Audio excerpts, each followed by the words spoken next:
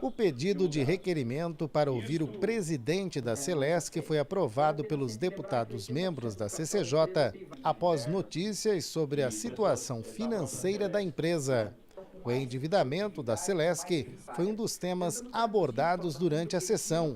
Segundo a direção da estatal, a dívida chega a mais de 700 milhões de reais.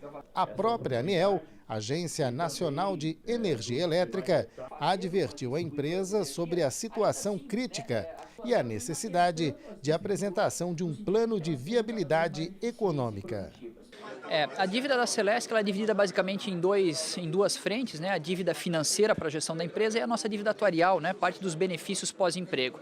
Basicamente, 1/3 é dívida financeira e 2/3 dívida atuarial. E ela está sendo controlada no sentido de a gente melhorar, né? no médio e longo prazo. O ofício da ANEEL, de uma forma geral, ele fala, né, da vitalidade da empresa, né? Sobre alguns aspectos. E sobre esse ponto nós nos sentimos muito tranquilos, porque a gente já identificou isso desde 2011 e temos atuado de forma muito diligente sobre o processo. Outro ponto levantado durante a sessão da CCJ diz respeito à inadimplência dos consumidores da Celesc, alguns deles grandes empresas do estado.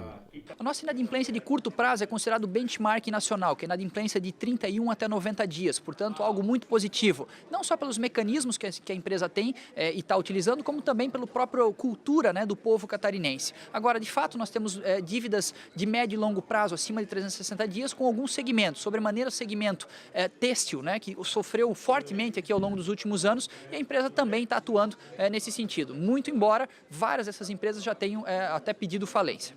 Durante a sessão foram levantadas também informações sobre o desvio de dinheiro da Celesc no pagamento de empresas terceirizadas, através da emissão de notas frias. A empresa tomou conhecimento, fez as suas ações internas administrativas, no sentido dos inquéritos, né, dos processos que regem a matéria e aplicou as punições devidas. Agora, além disso, nós também encaminhamos todo esse material, tanto para o Ministério Público, né, para a Polícia Civil, para o Tribunal de Contas, né, para que as medidas técnicas cabíveis, no sentido de improbidade administrativa, né, ação-crime, né, possam também ser tomadas pelos órgãos de controle externo. Após a sessão, alguns deputados se manifestaram sobre os esclarecimentos prestados pelo presidente da Celesc e sobre os contratos feitos pela estatal com empresas privadas. Esse pedido do presidente vir aqui é uma necessidade para a gente conhecer melhor a situação da empresa. Agora, muita coisa ainda ficou no ar. Uma das questões principais é da gestão interna da empresa cobrar, fazer ações no sentido de cobrar as lesões que estão aí tramitando, inclusive, na justiça, né? E a outra questão que ficou aberta é a questão dessa gestão. Como que uma empresa que nem a Celesc faz pessoas nas regiões fazer compras, né, de quase 6 milhões com notas frias?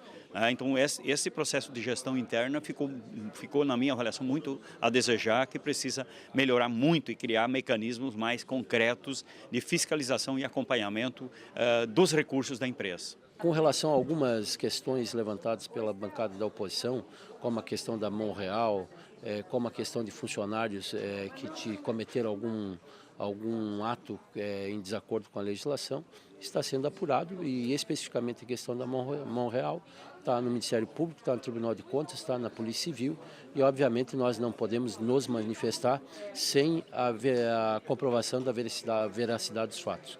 Então eu entendi como foi uma palestra elucidativa e com certeza se houver mais questionamentos, em outra oportunidade nós convidaremos novamente o presidente da Celesc para estar aqui conosco.